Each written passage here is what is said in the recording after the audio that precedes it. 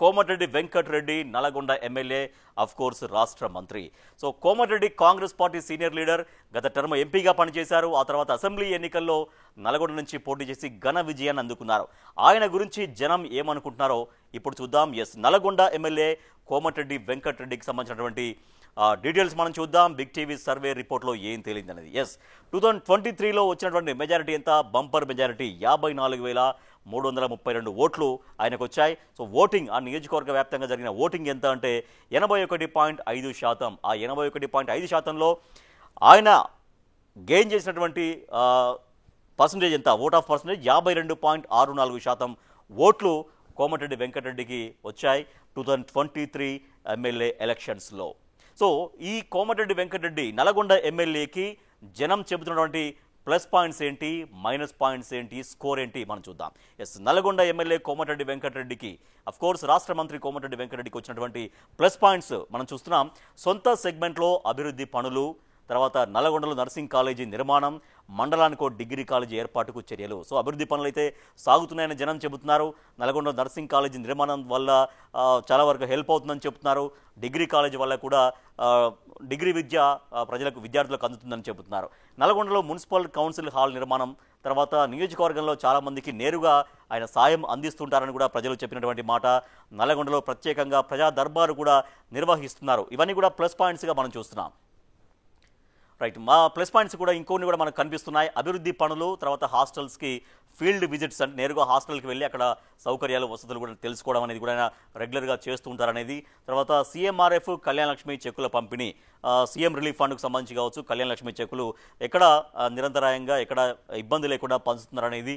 తర్వాత దర్వేష్పురం బ్రిడ్జి పునర్నిర్మాణం, ఆ బ్రిడ్జి కనుక పునర్నిర్మాణం జరిగితే అక్కడ గ్రామాలకు రాకపోకలకు మరింతగా ఒక రవాణా సౌకర్యం మెరుగుపరిచినట్టుగా అవుతుంది. సో అవి కూడా ప్లస్ పాయింట్స్గా మనం చూస్తున్నాం. అలాగే నల్గొండ తిప్పర్తి మధ్య 100 కోట్లతో రోడ్డు పనులు, అలాగే కనగల్ మండలంలో హెల్త్ సెంటర్ పిహెచ్సి ప్రారంభం అనేది ఒకటి, తర్వాత మహాత్మా గాంధీ యూనివర్సిటీలో 10 కోట్లతో హాస్టల్. సో ఇవన్నీ కూడా ప్లస్ పాయింట్స్గా చెప్పారు అక్కడ నల్గొండ నియోజకవర్గ ప్రజలు. ఇంకా కూడా ప్లస్ పాయింట్స్ కూడా ఉన్నాయి. దోరేపల్లి పగిడిమర్రి మధ్య 34 కోట్లతో రోడ్డు పనులు అనేవి కూడా.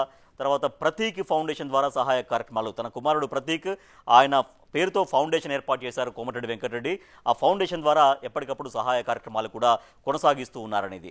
బ్రాహ్మణ వెల్లెంల ప్రాజెక్టు పనుల ప్రారంభం. సో ఈ ప్రాజెక్ట్ అనేది ప్రారంభమైంది, పూర్తి అయితే కనుక ఇంకా ఎక్కువ విస్తీర్ణంలో పంటలు పండే అవకాశం ఉంటుంది. ఇవన్నీ కూడా ప్లస్ పాయింట్స్గా ఆ నియోజకవర్గ ప్రజలు చెప్పినటువంటి విషయాలు. ఇక మైనస్ పాయింట్స్ ఏమున్నాయి? ప్లస్ పాయింట్స్ ఉన్నప్పుడు at the same time minus points కూడా చెప్తారు. సో బిగ్ టీవీకి మైనస్ పాయింట్స్ ఏం చెప్పారు కోమటిరెడ్డి వెంకటరెడ్డి గురించి? నియోజకవర్గంలో తక్కువగా ఉండడం. సో మంత్రి కాబట్టి సహజంగానే నియోజకవర్గంలో తక్కువగా ఉంటున్నాడనే కంప్లైంట్ అనేది ఆయన ఎదుర్కొంటున్నారు.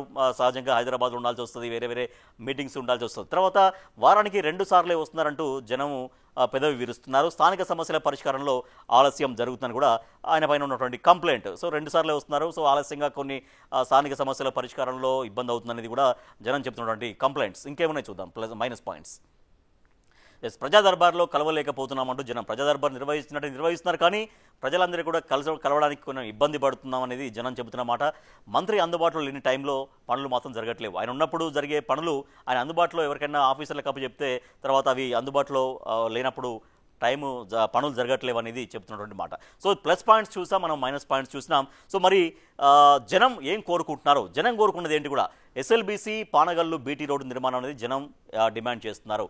తర్వాత నల్గొండ చుట్టూ రింగ్ రోడ్డు పైన తీవ్రంగా వ్యతిరేకత ఉంది. మరి ఆ వ్యతిరేకత మధ్య ఇదంతా రింగ్ రోడ్డు ఏర్పాటు చేసేదాని పట్ల వాళ్ళని ఎట్లా ఒప్పించాలి అనేది కూడా ఒకటి పెద్ద క్వశ్చన్గా ఉంది. తర్వాత బత్తాయి మార్కెట్ నిర్మాణం అనేది పూర్తి చేయాలనేది కూడా జనం కోరుకుంటున్నారు. సో బత్తాయి మార్కెట్ కనుక నిర్మాణం పూర్తి చేస్తే అక్కడ ఈజీగా ఉంటుంది ఆ పంట అమ్ముకోవడానికి అనేది.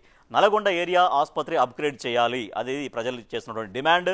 ప్రభుత్వ ఆసుపత్రిలో డబ్బుల వసూళ్లు ఆపాలి. సో డబ్బులు అనేవి ఎక్కువగా వసూలు జరుగుతుంది కాబట్టి వాటిని ఆపాలనేది ఇవన్నీ కూడా జనం కోరుకుంటున్నారు. నల్గొండ ఎమ్మెల్యే కోమటిరెడ్డి వెంకటరెడ్డి నుంచి జనం కోరుకుంటున్నారు ఇవన్నీ కూడా.